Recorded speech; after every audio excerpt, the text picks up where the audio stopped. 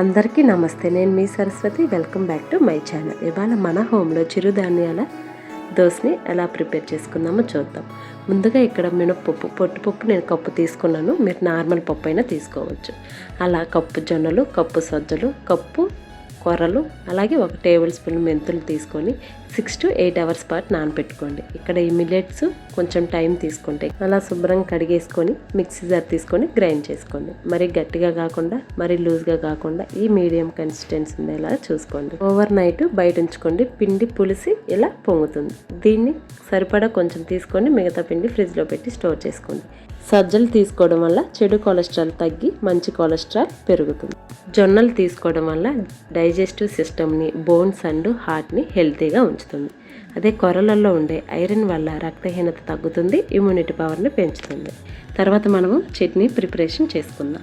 ఒక గిన్నెని తీసుకొని దీంట్లో కొంచెం 2 టేబుల్ స్పూన్ల ఆయిల్ వేసుకొని, నేనైతే ఇక్కడ 3 పచ్చిమిరపకాయలు వేసుకున్నాను. మీ టేస్ట్కి తగ్గ పచ్చిమిర్చిని మీరు యాడ్ చేసుకోవచ్చు. అలాగే 4 చిన్నులపాయలు, కొంచెం చింతపండు వేసుకొని దోరగా వేపుకోండి. తర్వాత ఒక మిక్సీ జార్ తీసుకొని దాంట్లో కొంచెం పల్లీలు, అలాగే చట్నీ పప్పు, పచ్చి కొబ్బరి వేసుకోండి. టేస్ట్ చాలా బాగుంటుంది. అలాగే మనం వేపెట్టుకున్నవంటి ఈ పచ్చిమిర్చిని కూడా దీంట్లో వేసేసుకొని రుచికి సరిపడా సాల్ట్ని కూడా యాడ్ చేసుకొని అలా మూత పెట్టేసుకొని మెత్తగా గ్రైండ్ చేసుకోండి. మధ్యలో ఒకసారి అలా స్పూన్ తోటి కలుపుకొని కొద్దిగా వాటర్ పోసుకొని మెత్తగా ఫైన్గా గ్రైండ్ చేసేసుకోండి.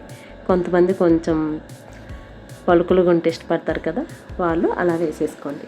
తర్వాత అదే గిన్నెలో కొద్దిగా ఆయిల్ వేసుకొని అలాగే 4 ఎండుమిరపకాయలు, పోపు కూడా వేసుకొని చిటపటలాడిన తర్వాత కరివేపాకు రెబ్బలను కూడా వేసుకోండి.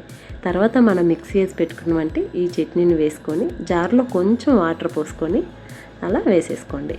అలా అంతా కలుపుకొని సాల్ట్ ఏమన్నా సరిపోతే మళ్ళీ కొంచెం సాల్ట్ని ఇక్కడ యాడ్ చేసుకోవచ్చు. ఇలా మనకి చట్నీ అనేది రెడీ అయిపోతుంది. ఇలా పక్కన పెట్టేసుకోండి. తర్వాత ఒక అట్లు ప్యాన్ తీసుకొని దాంట్లో పిండి తీసుకొని అట్టు వేసుకోండి. ఇలా నార్మల్ అట్టైనా లేదా ఆనియన్ అట్టైనా ఇలా మనం వేసేసుకోవచ్చు. గుంట పునుగులు కూడా ఈ పిండితోటి మనం చేసుకోవచ్చు అనమాట. ఇలా వీక్లీ 1 or 2 times ఎంతో హెల్దీ అయిన ఈ మిల్లెట్ దోశని మీరు కూడా ఖచ్చితంగా ట్రై చేసి మీకు ఎలా వచ్చిందో నాకు కామెంట్ బాక్స్లో తెలియపరచండి. అలాగే ఈ వీడియోని లైక్ చేసి మరిన్ని రెసిపీస్ కోసం ఈ ఛానల్ని సబ్స్క్రైబ్ చేసుకోండి. Thank you.